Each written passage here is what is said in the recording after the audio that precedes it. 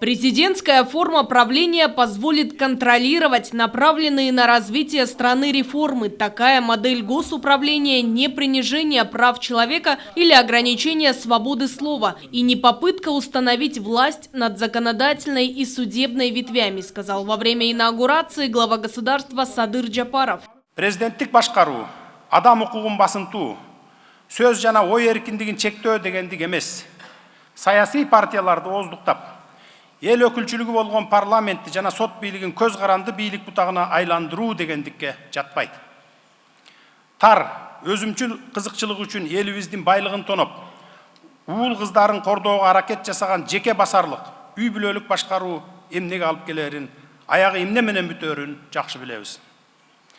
Ошондуктан дагы бир мертебе кайталап кетейин. Президенттик башкаруу калың элдин алдында керт башы менен жооп берүү.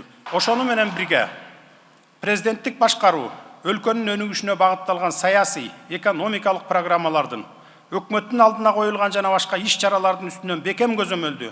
Ошол иш-чаралар үчүн жооптуу структуралардан иштин натыйжасын талап кылууну да билдирет. Биздин максат мыйзамдын диктатурасы өкүм сүргөн, адилеттүүлүк үстөмдүгү салтанат курган алпейим коомду куруу.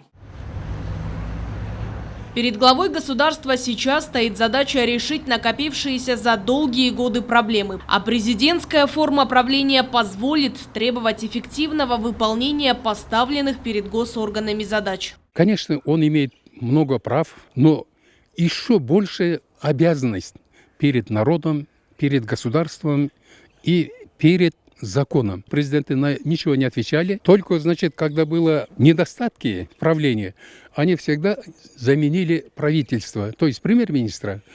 А сами, значит, ничего не отвечали, имели самую главную абсолютную власть. А премьер-министр абсолютно ничего не имел, никакие права, но тем не менее, значит, ответственность лежала на него. Кыргызстан нуждался в системе правления, которая бы обеспечила верховенство закона и полную ответственность за экономические и политические реформы. Именно такой является президентская форма правления. Сейчас, по мнению аналитиков, необходимо установить диктатуру закона, и предстоящая конституционная реформа направлена как раз на это. В новой редакции Конституции она и ведет концепцию президентской формы правления, и там четко, конкретно описана ответственность. Сегодняшнему президенту достается очень трудное время. Сегодня он стал главой государства разграбленной, раздробленной, коррумпированного государства. И вот в это время человек, который берет на себя большую ответственность, это очень будет сложно. И я хотела бы также обратиться и ко многим нашим гражданам, что нам нужно набраться терпимости, толерантности, потому что этот процесс действительно займет очень какое-то время. К слову, первые указы президента Садыра Джапарова направлены на выход из кризисной ситуации и восстановление экономической активности. Аяна Дюшикеева и Сентурабыкеев, Ала-То, 24.